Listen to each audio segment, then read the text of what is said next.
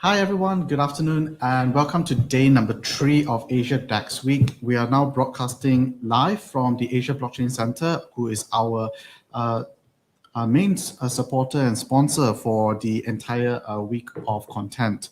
Asia Blockchain Center is an ambitious project targeting to become the hub. It has 12 floors, 100,000 square feet of office space for blockchain entrepreneurs, developers, and innovators. So this week, we are going back to basics. We are talking about digital assets. Some of the most frequently asked questions is, where do I actually buy, digital assets? Where do I sell, where do I trade? And so we put together this event, okay, where you can actually learn the people behind running the digital asset exchanges over the last in all across Asia. Now, very important disclaimer, it's very, very important to remind everyone that all the content that we have prepared today, as exciting as it is meant, okay, to be for education purposes only, okay? Please do not treat it as financial or investment advice. However, okay, the reason why we do this, okay, is we want to educate more people to learn about cryptocurrencies and digital assets by providing a safe, neutral, and easy environment to do so. Help you to differentiate between what is real, what is fake, what is legit, and what is full of non-legit. So that, okay, you can capture opportunities, you can find remote work, you can explore and generate an alternative source of income in this booming industry that is hungry for good and talented people. And if you are able to prepare yourself and equip yourself with the as much knowledge as possible, you will find yourself a very attractive person that the blockchain industry will want to work with you, will want to give you jobs, will want you, okay, to be their fans and champions. So what is a digital asset exchange? Very simply put, okay, it's a place where you can buy and sell digital assets. For example, cryptocurrencies like Bitcoin, Ether, Ripple, XRP, Compound, etc., etc. So we over the last 2 days, okay, we had on a part of the show, okay, you have got to know about the different kind of digital asset exchanges across, okay, Asia, from Malaysia, okay, which is Luno. You've got to hear, okay, the stories, okay, behind BitCup, okay, which is the largest cryptocurrency exchange in Thailand. You got to learn also from Nichelle, okay, from Philippines, okay, PDAX yesterday as well. I hope you got a lot of takeaways, okay. The video recordings are on the group, okay. We're going to put the links below, okay. If you want to, okay, listen back to them, you're welcome to do so and highly encouraged to do so as well. So, but when it comes to digital assets, right, okay, there are so many of them. So many. So if you visit, okay, this website called coingecko.com, you will find, okay, that there is over 5,900 over kinds of digital assets ranked, okay, according to market capitalization, okay, trading volumes, etc., etc. And it can be very, very daunting. So over the next, okay, 20 minutes, okay, before we bring the panel in and discuss about digital assets, okay, where we were, where we are now, and where we're heading. I think that what I'm going to attempt to do is to help you to gain more clarity, okay, with the different kind of digital assets there are, because not all digital assets are the same, okay. Right now, okay, there's still this common belief, okay, that we are just dealing with coins, right? And this is wrong, okay. Like for example, a lot of people look at Bitcoin as a coin and Ether as a coin, and the price just keeps going up and down, which is not the case. So over the next, okay, 20 minutes, all right, are you ready? Let's go. So I'm going to share with you, okay, I'm going to share with you where we have been in terms of the evolution of digital assets. Starting, okay, we're going to talk about coins, okay. There's basically coins, there are utility tokens, there are security tokens. Most recently, we have seen a huge emergence of governance tokens. And there's a fifth one. There's a fifth type of token, which I think that is important for you to know. However, we're not going to go in deep today, which is non-fungible tokens. All right.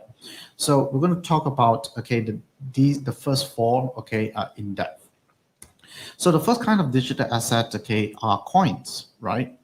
These are your Bitcoin Cash, Litecoin, Dash, your privacy coins like Monero, Zcoin, Dogecoin. And these coins are you will notice that these coins are among the earliest, okay, to exist. And what they basically do is that they are contenders to be money, because the thing that they were trying to solve is to create a, a, a way to enable open global permissionless payments, right? Now, it's very important, okay, to note, okay, that these that you see here are not the only ones. A lot of people try to contend to be money. There have been a lot of coins, okay, that has existed, okay, since the early days, and today they no longer exist, okay, because the reason, part of the reason why these coins are still around is because they have achieved these things. Number one, they have a longer established history, okay. They have sizable liquidity and trading volumes. They have sizable network effects. And last but not least, and I think this is probably the most important one, which is that they have provably shown, okay, that their network, okay, is resilient, is secure, and it's trustless.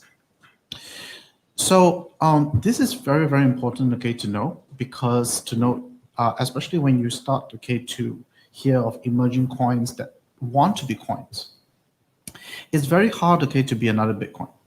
Okay, I mean, even among these coins that you see, currently Bitcoin still is the number one in terms of market capitalization by far compared to the rest. And there's a very good reason for that, okay, because just imagine if somebody came up to you and wanted, okay, to launch their own coin. Say I created, okay, my own coin and I call it Jason Coin. The question, okay, that needs to be answered is, why should people use this as money, right? If Bitcoin already exists and it already has the network effect, right? How, why would the shop or the restaurant, if I were to present a Jason Coin, accept that as money?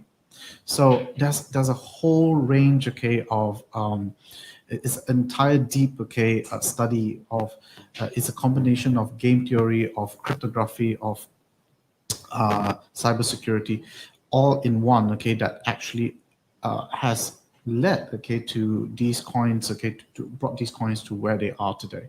It is not easy to replicate what these coins have done. Another important thing, okay, is to note is that, and this is something that is very hard to copy, okay. So it's very hard, okay, to create a new coin, not because you can't create it, but it's very hard, okay, to achieve what the existing coins already did. I'm speaking from first-hand experience because when I first got into the crypto space, I wanted to create a coin that was given as an incentive for people who generate renewable energy from their rooftops, like solar power, right? But I went through the same thing, okay? Even if I were to give this coin, would people treat this coin as money? Because, and I find, okay, that the consensus is people would not. They would just dump the coin, right? So when a problem has already been solved, it's very hard, okay, to contend as money. So this is something, okay, and once you have proven something has worked, then the next question is, how long have you been around? So these coins have already had very huge advantage, okay, in terms of being around, okay, the longest. So even more so, it's very hard to replicate what these coins have already done. But this is the first kind of tokens, digital assets out there, okay, coins. Now, the second type of digital asset out there is utility tokens. So what are utility tokens? Utility tokens are tokens, okay, are currencies, okay, which are used within an ecosystem. They are designed to be used in an ecosystem. So the best example I like to give is, think of it as like a theme park, all right? That you buy, okay, these tokens so that you can use it, okay, say for example in Disneyland or in Legoland and stuff like that, right? And then you can sit on all the rides and etc.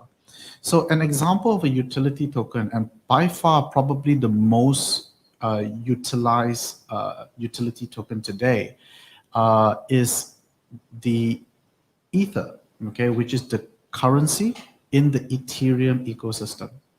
So give you an example, okay, of how is it being used in the Ethereum. So in the Ethereum ecosystem, imagine if I wanted to use an application like one of the DeFi products like Aave, all right, in that is built on Ethereum. So imagine, okay, that I come to Aave and I want, okay, to, oh, look at that. I can actually earn a annual yield of 51.55%, okay, from my SNX tokens if I had some, right? And the reason why I can earn this yield is because people are borrowing, okay, SNX tokens at 53.94%, right? So imagine, okay, I wanted to, lend out SNX and earn this annualized yield, right? So I would go, to Aave and I would deposit, okay, my SNX. And when I click on the button to initiate this transaction, what would happen is that I would need to pay a fee, okay, to process this transaction and have it recorded in the Ethereum network, so that it's immutable, so that it's on the global ledger. And this fee, which is very expensive, okay, $17, okay, fee, needs to be paid in the currency that is Ether. And once, okay, that I have paid this amount, okay, and it is successful, then, okay, I have, okay, my asset, okay, earning the what's that, the annualized yield, okay, according to the contract, and etc., etc., right? So that is basically when Ether is used, okay? Every time somebody wants to interact and process a transaction on anything that is built on the Ethereum blockchain would require this currency. So to recap, okay, what utility tokens are, they are currency meant to be used within an ecosystem. And the more useful the ecosystem is, the more useful the product, the higher the demand for the token.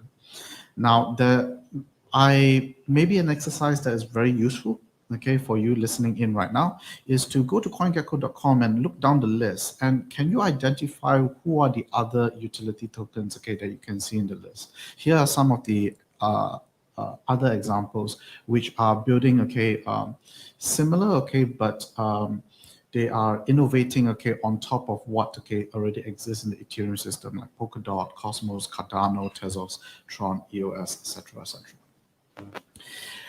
Now, utility tokens not necessarily has to be this big, ambitious, ecosystem. It can be as simple as like a game. Okay, you create a token. Like this is an example of a utility token where you use these tokens to play the game. Okay, this is Ave Gochi, is an upcoming game that I'm really, really excited about. Okay, for many reasons that I'm not going to cover today, but when the game launches, you use these ghost tokens, okay, they call it, to summon portals. Okay, it's like opening a new trading card pack, and then you will be given like 10 ghosts to choose from. You can only choose one, and you use these ghost tokens to buy additional things like wearables, consumables, make it nice, etc., and so on and so forth. So that is what utility tokens are. So we've covered coins, we've covered utility tokens. Now, okay, the third type of token out there are security tokens. What are security tokens? Security tokens are security tokens are tokens which are backed by an underlying asset of value. So give an example, okay, of some of the most widely used, security tokens today. It could be a token that is backed by the US dollar, like USDT, like Tether, like the Coinbase version, which is USDC. It could be a token that is backed, okay, by crypto, like for example, the multi-collateral DAI, which is a very interesting innovation to bring a stable coin, a stable currency that is backed by Ether or Bitcoin instead of the US dollar, but still have a price that is pegged, a soft peg to the US dollar. Or it could just be a Bitcoin pegged token, like WBTC, or it could be a token that is backed by physical real world gold. And something that would be interesting, okay, that we would be talking with, okay, with our panelists later on, okay, is bringing more real world assets, okay, into the blockchain space. Like, for example, tokenizing stocks like Tesla, like Apple, or property government bonds, which Nichelle kind of gave a quick mention yesterday, okay, in his sharing.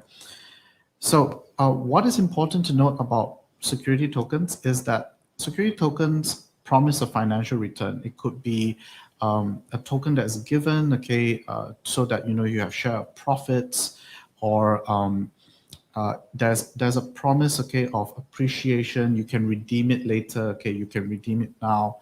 It could be a complex financial instrument. There is a form of value capture. All right, as long as this token in itself by its design is promising a financial return, okay, it is a security token. So last but not least, the one that has just emerged, okay, and it's widely we are seeing more and more of it today, are these governance tokens. A lot of the DeFi tokens are governance tokens. So what are governance tokens? Governance tokens don't promise any financial return, okay? But what do they promise? So they promise that you have on-chain influence and voting power over the future direction of a product or protocol. So usually what happens, okay, in the case of a governance token, is that something valuable has to be created first. Okay, a useful product or useful protocol. Like, for example, Compound, and most recently, okay, we saw, okay, the crazy story, okay, of the Wi-Fi token as well. These are examples of governance tokens. The Wi-Fi particularly is very interesting because the founder, Andre Cronje, okay, when he launched the token, says that this is a completely valueless token. And today it's being traded in the open market at, at a peak. Okay, I think right now it's around the 30,000 US dollar per token range, but it hit the peak of 40,000 US dollars per token. So it's really interesting. So governance tokens, okay, don't promise a financial return. They promise the holder, okay, the ability to participate and determine the outcome, okay, of what the future of the protocol would be. So here are other examples, okay, of governance tokens in the space. You'll notice that a lot of them are the DeFi protocols, etc., etc. What do they do? Okay, it allows community ownership. And why is it interesting? Because it allows these people to build, grow, innovate without having to infringe the securities law. I think that there's a question coming in right now, and the question is, can these tokens become security tokens in the future?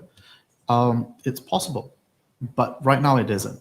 Like, for example, imagine if, let's say, the Compound protocol, okay, the protocol basically creates, helps, okay, people to connect with lenders and borrowers, okay, and there's always a spread.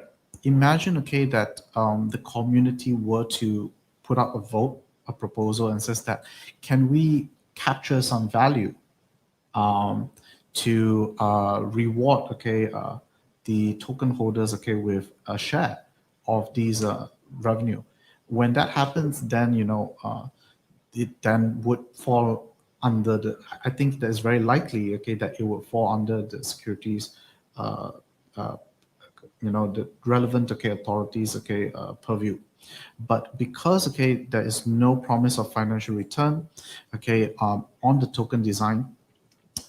Thus, okay, it allows, okay, the protocol or the product, okay, to bootstrap liquidity, bootstrap community, align the interests, okay, of the relevant people, and that's how we got to where we are today. I'd like to give you an example, okay, of one which is the Yen protocol. So and the Wi-Fi token. For those who don't know, okay, what the Yen protocol is, and it's really really cool. What the Yen protocol actually basically is, okay, it has evolved in this very short time. Just want to let you guys know, since June, okay, and today we're in September, it has evolved tremendously. The Yen protocol is, just think of it as a computer program that it's what we call a yield aggregator. But for the layman, basically what it does is that it automatically monitors on the chain, on the blockchain, the Ethereum blockchain, across various different lending protocols like Compound, Aave, DYDX, the lending rates, okay, that and which one is, you know, the most profitable today, right? Because it's variable and it changes every single day. And what it does that instead of you checking on a daily basis, okay, this what are the interest rates, the Yen protocol is designed to move the money deposited into the protocol to the best, okay, rates automatically, saving gas fees, saving, you know, the hassle for being a technical person, and that's how it started. Now, from what I understand is that when this protocol gained a lot of traction, what happened was that there was already some dissent and some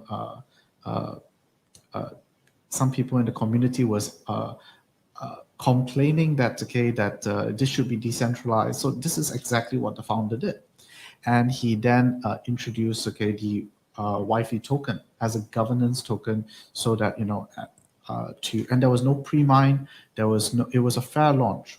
What that means is that Andre Cronje did not keep any, you know, Wi-Fi tokens to himself. He basically said that there's 30,000 tokens, and these are the rules, okay, in order to get these tokens, okay, back in June, which is to provide liquidity to the one of the liquidity pools in the Curve protocol.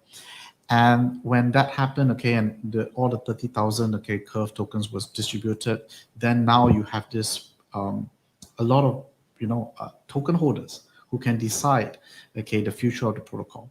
And the protocol has since evolved, okay, from a protocol that aggregates yield from the best lending protocols into a protocol that find the best yield across all DeFi protocols, because there's so many kinds of ways, okay, of generating yield in the DeFi space today. So I think this is one of their latest things, okay, which is the vaults, okay.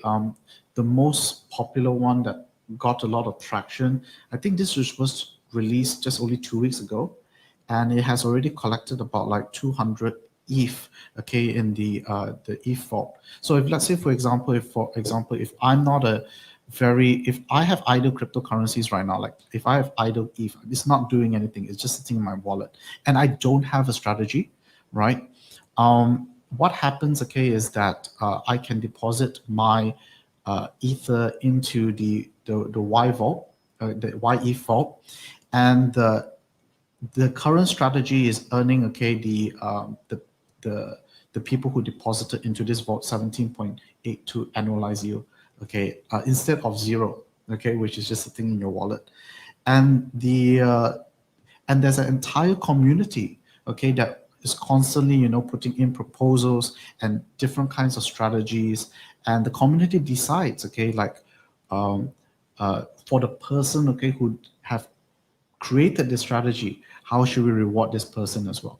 So the YN protocol is an example, a very good case study of how, you know, governance tokens are used, okay, to basically grow and evolve a protocol. Yeah, so this is the interface, okay, for those people who have the Wi-Fi tokens, and then they can come, okay, into the dashboard, see what are the open proposals, and then reward it. And it's really has been a very interesting experience. But just wanted to give you, okay, a quick overview of what these different kinds of tokens are. So now you have a clear picture of the different kinds of tokens. All right. What are they? They are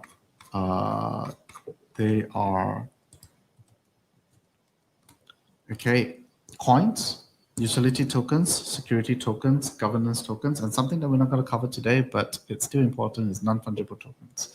So with that, okay, now that you have clarity, okay, of the different kinds of digital assets there are, I'm very happy, okay, today because I have two special guests, okay, who is joining us today. The first one is the founder and CEO of Fennel Capital, okay, and the second is our friend, okay, the founder and CEO of Blocklime, okay, joining us today to talk about digital assets issuance. Thank you, Rodney, and thanks, Harpreet, for joining us today.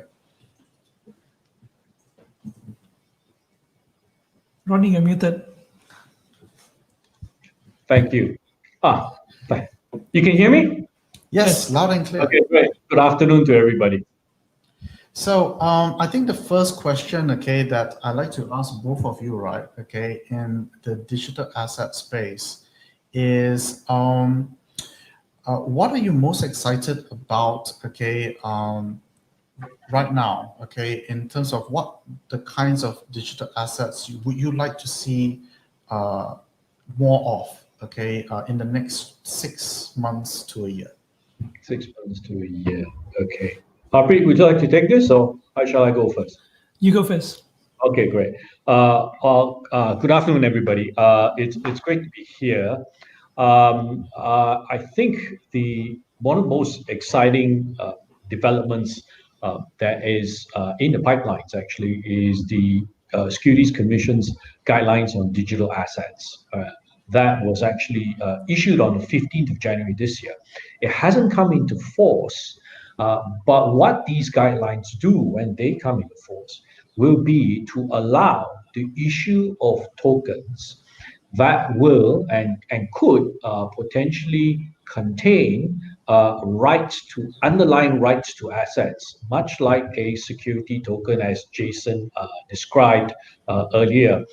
These tokens itself have the potential of becoming essentially a long-term form of investment asset for people looking to invest in particular business projects, companies, startup companies, for instance, in itself, and in a digital format, which will lend itself to efficient payment systems, and also the fact that it does away with a lot of intermediaries. Right now, if you wish to buy stocks, you need to go through a stockbroker.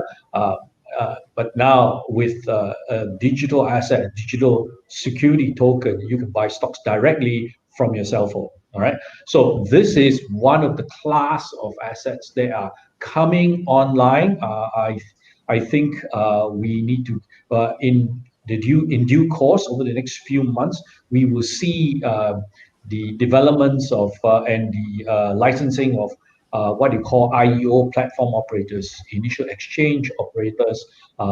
They will be licensed, and then they can then start taking submissions to issue this class of security tokens. So this is what is it's coming on the horizon. Got it. So you're excited about tokenizing more real world assets like securities, so that without intermediaries, so more people can access them.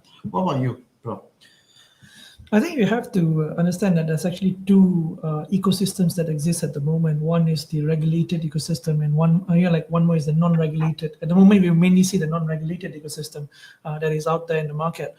But I think now is due time, because we have like trillions and trillions of dollars of assets out there, which is in the regulated market, and we can't touch them because we can't really work with the the security agencies at the moment, and the Security Commission.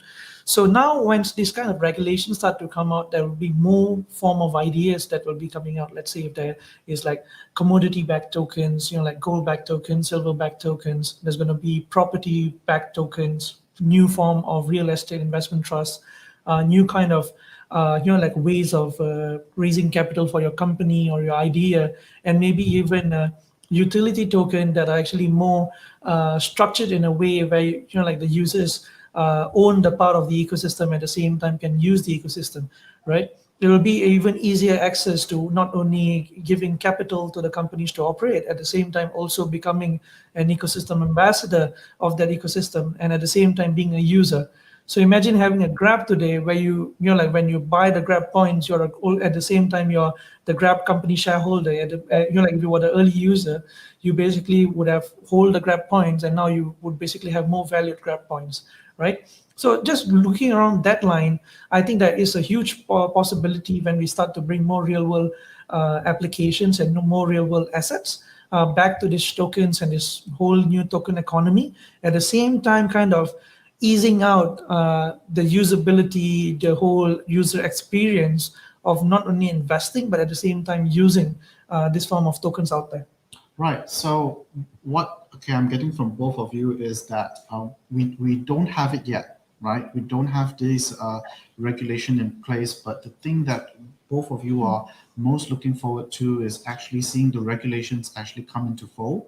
And when those regulations come into fold, we can start seeing more of these. Like, for example, notice when we were talking about security tokens earlier, okay, we see USD backed, okay, tokens, we see gold backed tokens, we see crypto backed tokens, but we don't see stock backed tokens, we don't see property backed tokens, we don't see, because the regulations are not in there yet. Yes. But when the regulations do kick in, right, then we would start to see more and more of these real world assets, okay, come, okay, into a tokenized form.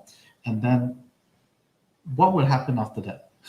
I think that there is a possibility for like kind of tokens to be the new form of stocks as well, right? If you really look into it, the whole power that security, like all these tokens economy give you, like having the right ownership on it, not having a broker in between, and at the same time reducing the whole cost of kind of holding a company's share. Maybe a new new way of actually managing stocks. It's actually by tokenizing it, right? There is a new opportunity there itself to kind of innovate in the space where the new bond, the token, like the new stock market might be actually on a blockchain. So I think that is a new space that we'll be looking into. But I see to even what has been done today in the whole token economy, in the like in the non-governed token economy ecosystem, it's already really exciting. I believe there's going to be a balance, because previously when like when stocks was issued, back then everything was very physical. You can always shut down these companies, you can find the people like who are not really complying to it. But today when we come to a digital economy, everybody like, and people don't want to comply, they still are in the ecosystem, but just they might not be well adopted, or they are just in a small circle of people.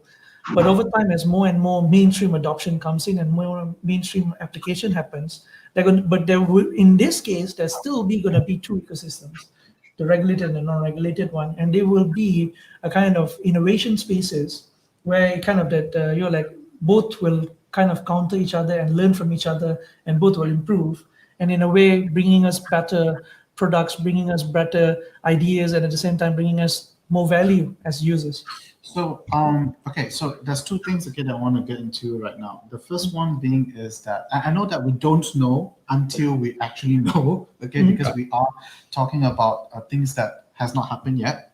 Right. But imagine, okay, if let's say, for example, the regulations are in place and et cetera, people are starting, would this kind of like tokenization, like property, for example, create a more, would it create more liquidity, or would it potentially create more disaster, in the sense that suddenly, your property, okay, people can dump, on one hand, property has always been an illiquid form of asset. Okay, a lot of people are holding it, and there's no buyers right now. But imagine, okay, it's tokenized already, and there's a larger market where people see that, hey, there is value in this, okay, and whatever. But is it, would that be a danger of making it like? Well, I think, Jason, to that question, yours is a good question.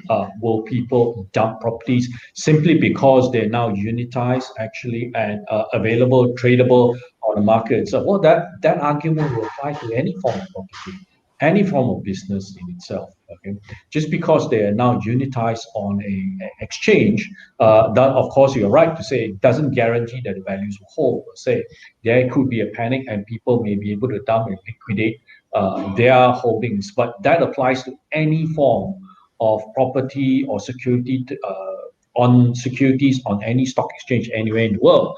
I'm old enough to remember the 1997 Asian currency crisis, where the Bursa actually KLSE went below 200 points. Okay, so everybody dumped everything at that time. So that in itself is not so much the real concern, but where I see the great opportunity, which Harpreet had touched on, is not just the fact that you can actually have a token which will give you a fractional or interest in a business or an asset such as gold, for instance, but attached to it, there can be other innovative products, shall we say, or utilities out of that token that can be used for other things. For instance, if you are a token holder in a property development venture itself, not only do you have a right to the profits, some of them coming in there, but holding a token which perhaps could have an underlying option allows you to buy other assets or other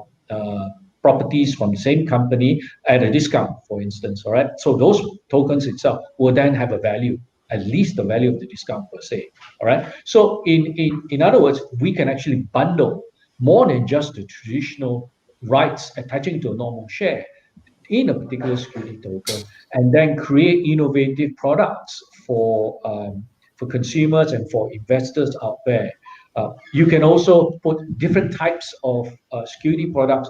What is there to stop somebody from putting an equity and a bond together as one particular token? But that can be split after 3 years, where a person may choose to have a portion of investment repaid and the other one converted into equity in the company, and giving both the investor and the issuing company a win-win situation. You could have different ideas being put into that, or you could even have right day now to shares with an option attached to buy more shares later at a later date at a very low strike price, right? But all these things are done digitally. You could have a token which has an utility component to it that allows you to use the ecosystem of the issuer, maybe at a lower rate, or in fact at free, because you've already paid for that. So that's where I see the innovation that is possible with security tokens, more than just a normal share. It's going to be share plus plus, equities plus plus in there, and that's what really is what I'm looking forward to. So over the last few weeks, right? I seem to be hearing this recurring theme. Okay, when asking about what are the lowest hanging fruits to tokenize, first, assuming that regulations do come to place, right?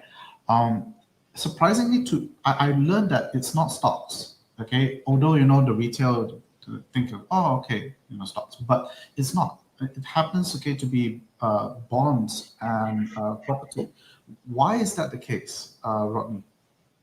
Bonds and property, well, partly because bonds have always had bonds is it's a very simple contract. If you think about it from a legal point of view, what is a bond? Bond is an IOU. Okay, I owe you money. Okay, and therefore I will repay and pay you an interest on top of that. So in itself, the transaction is very simple.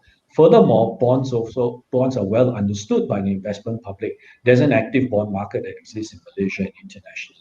So when we are actually taking in itself a very simple concept, which is already well understood, but we package it into a token, then there is no mystery to a new token holder or even somebody new to digital assets to buy essentially a bond in the form of a token. So that makes it very simple. That's why it's the lowest hanging fruit. It's the simplest one to sell through. Okay. Property, we already have REITs, real estate investment trusts. They're listed on Bursa. I think there's something like 16 of them. So people do know that there are ways to actually digitize and fractionalize ownership in assets. All right, giving a very good return. So we are bonds and property are the two which be the lowest hanging fruits because those business models already exist. We're just converting that onto a digital platform in itself. Right, that's probably why. Harpreet, can you elaborate a little bit? Okay, why is it that stocks isn't like the immediate, how do I say, priority? Okay, for tokenization. I think it comes to the structure and how we are planning to structure that as well. As how Rodney explained earlier, both property and bonds are simple structures. Like that we already understood them. The investor community is well understood them. When it comes to stocks of a company, there's many different ways of issuing stocks of a company, many different ways you actually want to give out dividends or not dividends. The focus of the companies can be different as well. The evaluation of the company can be different as well. So there's many different factors that plays into like a kind of tokenizing a stock. When we talk about bond and we talk about property, they're quite simple in that case. But I would like to echo back on the previous question that you mentioned about the risk. I think most important for us to identify there are risks involved in this kind of issuance or like kind of digitizing these platforms. But we also need to like identify what are the best steps to ensure that we like mitigate those risks, right? Because one of the I did once sit on a panel. I believe it was with Rodney as well some time ago.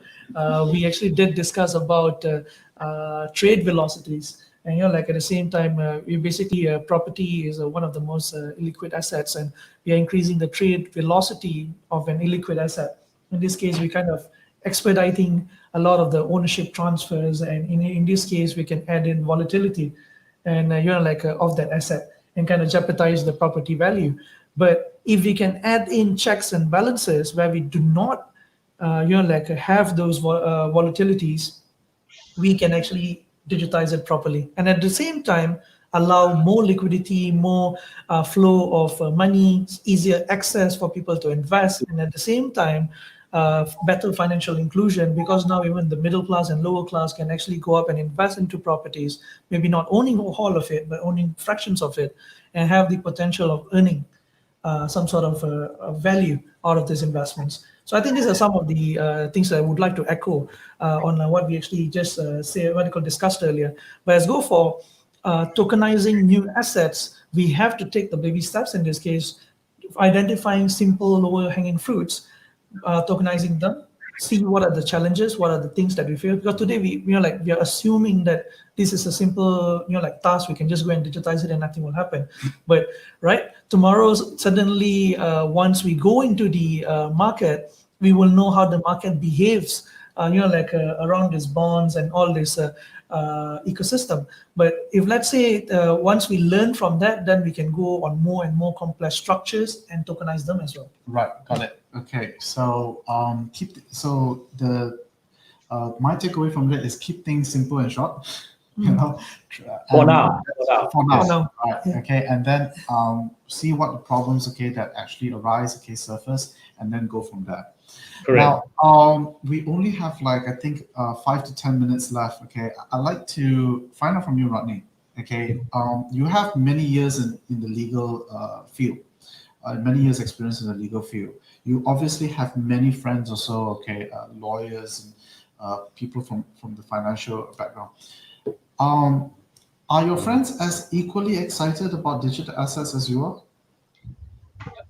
There is, I think we need to be honest here. There is a bit of a generation gap in terms of being open to new ideas like this. It is, and it's not for a lack of not a lack of interest, but because it seems extremely complex. I'll give you an example. For generally people who are not so tech savvy in itself, even people my age or older, once you start explaining how a blockchain works and why is it called a distributed ledger and why is it become immutable, and when you say and that cryptology plays a part of it like that, you've lost them. Okay, right? So they've lost them in 30 seconds. So when I talk to people about the age to come, the digital assets future, they recognize that that is the way of the future. But they are, how shall I say, they're not very sure, okay, how that future really works. Right? And that's a level, that's a factor of education, that's a factor of experience in itself, and which is why, again, why people have been suggesting do bonds and property as the lowest hanging fruits because those are already readily understood. If I were to go off and tell somebody, hey, no, this is a bond issue by a company, I can give them all the particular statistics. What is the RAM rating for the bonds? What is the coupon rate? What are the default provisions? I can give them all that. I said, and the only difference is unlike you having to actually pay a stockbroker or any other form of investment broker to pay that. All you do is just pay this in digital currency on your phone, right? So that would be the only thing they have to jump through. And they say, but everything else works the same way. Everything else works the same way. So baby steps, okay, into getting people to be more comfortable with it. But having said that, I'm actually beginning to see even among older people like myself is that hey, I'm happy to admit, okay, I'm a grandfather, so that's not so no problem with that. But even among older people, they're beginning to say, as long as the user interface, the user experience in itself is not too complicated, they're very happy to try. Okay, very happy to try. As long as you don't tell me how a blockchain works, just make sure it works in the background somewhere there and it works wonderfully, and I'm happy to go along with it. So I'm also excited because of this. It's very slowly but surely, I think whatever we're talking about in terms of digital assets will become mainstream. It's just a matter of time. All right. Okay. So take baby steps. Okay. Keep things simple and keep things short and simple. See the problems, okay, as they play out, allow them to surface. What do we need? What must happen right now? Okay, maybe we end this note. Okay, what do we actually need right now so that we can actually progress? Okay, Harpreet, you want to go first? Okay. I think first of all, we definitely need the regulation to come out. I think that is the main criteria. We've been talking about it. We have a draft of it, but we don't have it enforced. We do not know who are the IU operators yet, right? Most of that stuff have to come in first. Then other than that, I think we, as an industry in Malaysia, we need to start conforming on standards. What are the ways we would want to standardize this issuance. Like today we are all testing waters. We are all actually going out and trying to see what are the best ways to actually tokenize. But we would want to know, a kind of a common standard where we actually can all agree upon that tomorrow, let's say we would want to scale from there, or we would want to work together, or we would want to innovate more ideas. These are the standards. And this can be standards on different blockchains, and what are the direction towards that? Because that's what I know the regulation give us as or the IO operators, the decisions on how they would want to tokenize it, or what they would want to issue it. So I think that is a second point as well. And the third one will be definitely more awareness and education towards the industry that this is a new market opportunity. I think at the moment, doing activities like this, I think there will be some awareness, but we also need more mainstream awareness. That maybe we can jointly initiate with the IUO operators and maybe SC together, hosting events, telling that, hey, this is a new opportunity that you can actually explore in these crucial times to actually look into new innovative ideas that can allow you to one, get more capital, at the same time also allow you to expand. So because one of the values that this whole space brings in, this is something that I really value as well. If, let's say tomorrow I go and take up a share, I go up and raise some money on a private VC fund, it doesn't come in with a whole ecosystem that is talking about it, marketing it, selling it. But today, if I go and issue a token, the whole community that actually know about the project is talking about it, marketing it, selling it, becomes your ambassadors for you. So that value, in this case, I'm not spending that much of marketing money that I have to do to become the next Grab or like a WeChat or some big player over there. I just need to spend some money, but I basically raise that money and basically share the value of that ecosystem with the investors. So I feel that is a very strong value for any startup, because today I don't only get a group of investors, I get a group of cheerleaders in a way, who actually goes out and say, go and build this thing, we will support you. And at the same time, their interests and our interests are aligned. So I think that is something that is very valuable for not only for any kind of business, but also for Malaysian startups, because that is something that we are lacking. I think I'll pass it to Rodney. Okay. Okay. Rodney, what about you? Okay, what do we need right now? Well, essentially, Harpreet's covered what we need very well. But there's one point I want to come back to, and it was something that I had been discussing with Harpreet even earlier.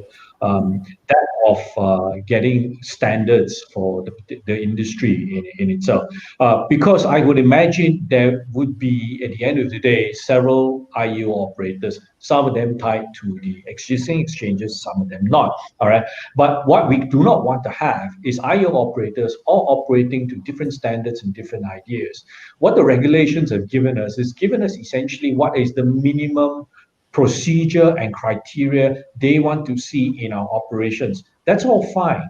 But you see, but what about the standards? What protocols? Which blockchain we will actually be issuing tokens on? How will the tokens interface with the digital exchanges? All these things are for the sake of the investment community more than anything else. We ought to have some standardized and agreed practices in the industry for itself. Because at the end of the day, as I gave Harpreet an example, there used to be 7 cell phone operators in this country. Now there are only 4. Three have disappeared. There could be 7 IEO operators, and one day we only have 4. What about the customers for those 3 who have disappeared? We don't know. But whatever the case is, the people who have actually gone with those with those IEO operators who are either taken over or eventually subsumed into some other, must be secure that their investments will still survive on the blockchain, on another blockchain is migrated over, because we all have the same standards. Right? So that will then provide for viability and long-term viability and growth for this industry. Okay, so that really is perhaps one of the things. I mean, and everything else, I completely agree with the young man. He's very smart, so he's got it all right. All right, so I really wish that we had more time, okay, so that we can talk about like things like, for example, right now we so far we've talked only about security tokens, okay. We didn't touch at all about utility token issue and stuff like that. But this will be I suppose that this 1 hour session is just nice, okay, for people, okay, to just get into it, right? And we will be doing more sessions like this. Again, we hope that you can join us, all right? Sure. So that we can continue the conversation and dive in deeper, into nuances, of digital asset issuance, not just in Malaysia but throughout across Asia as well. Absolutely. So with that, I'd like to thank Harpreet, Rodney, thank you so much. Would like that concludes for today. I'd like to invite everyone to remind you to be back here. Today is Malaysia Day, hence that's why we changed the timing to 4 to 5 p.m.